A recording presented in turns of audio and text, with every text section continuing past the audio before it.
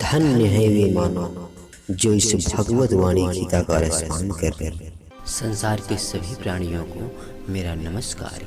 हे संसार के मनुष्यों, वासुदेव कृष्ण अर्जुन से कहते हैं, हे पार्थ, जो व्यक्ति इंद्रियों से अतीत मात्र शुद्ध हुई बुद्धि के द्वारा ग्रहण करने योग्य जो अनंत आनंद है, उसको जिस अवस्था में वह अनुभव करता है, उस अवस्था में वह योगी परमात्मा के स्वरूप से विचलित नहीं होता, क्योंकि वह परमात्मा के जिस लाभ को प्राप्त होता है उससे बढ़कर उसकी दृष्टि में दूसरा कोई लाभ नहीं होता, और उस लाभ को प्राप्त करने पर वह बड़े से बड़े दुखों से भी विचलित नहीं होता, क्योंकि इसमें दुखों के संयोग का भी योग होता है, इसलिए उसको योग नाम से कहा गया है। और जिस व्यक्ति का ध्यान योग का लक्ष्य हो गया है, वह शांति पूर्वक अपने चित्त को वश में करके ध्यान योग का अभ्यास करे। इस संसार के मनुष्यों, ध्यान योगी अपने द्वारा अपने आप में ही जिस सुख का अनुभव करता है, इस संसार में उस सुख से बढ़कर दूसरा कोई सुख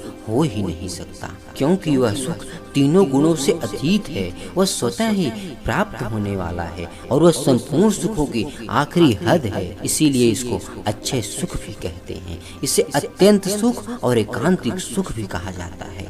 इस सुख को अच्छे सुख इसलिए कहते हैं क्योंकि यह सुख राजस, तामस और सात्विक सुख से अतीत है। इन तीनों गुणों का सुख तो नाशवान है, संसारी है। यह संसार से ही प्रकट होते हैं और संसार में ही लीन हो जाते हैं, पर अक्षय सुख अविनाशी है, अमर है।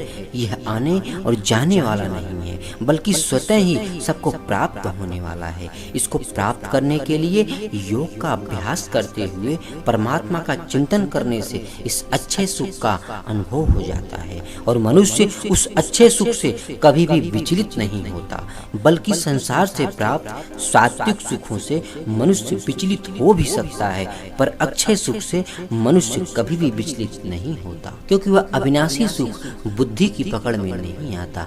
बुद्धि तो प्रकृति का कार्य है और प्रकृति परमात्मा से अतीत है, तो प्रकृति का कार्य बुद्धि इस अविनाशी सुख को कैसे पकड़ सकती है? अर्थात नहीं पकड़ सकती। जैसे दर्पण में सूर्य नहीं आता किंतु सूर्य का प्रतिबिंब आता है, ऐसे ही बुद्धि में वह अविनाशी सुख नहीं आता किंतु उसका बिंब आभास होता है। इसलिए अविनाशी सुख की प्राप्ति स्वयं के द्वारा ही होती है। ये संसार के मनुष्यों, यह विषय सभी साधनों की कसौटी है। कर्मयोग, ध्यान योग, ज्ञान योग, भक्ति योग, किसी भी साधन से यह कसौटी प्राप्त होनी चाहिए। अपनी स्थिति समझने के लिए यह विषय साधक के लिए बहुत उपयोगी है। जीव मात्र का उद्देश्य यही रहता है कि मेरा दुख मिट जाए और मुझे सुख मिल जाए।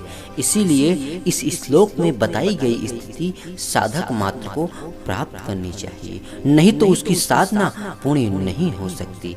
साधक बीच में अटक न जाए, अपनी अधूरी स्थिति को पूर्ण न मान ले, इसलिए यह श्लोक उपयोगी है। इसमें लाभ का तो अंत नहीं और दुखों का स्थान नहीं। ऐसा दुर्लभ पद मनुष्य को मिल सकता है। इसलिए हे संसार के मनुष्यों, उस परम पद को प्राप्त करने में सभी सक्षम हैं, सभी समर्थ हैं, और सभी मनुष्यों को अपनी समस्त इंद्रियों को वश में करके परमात्मा का ध्यान करने से स्वयं को उस अविनाशी सुख का अनुभव हो जाता है और उसे सदा रहने वाली परम शांति प्राप्ति हो जाती है और वह हमेशा हमेशा के लिए सुखी हो जाता है। जय श्री राधे, जय श्री राधे।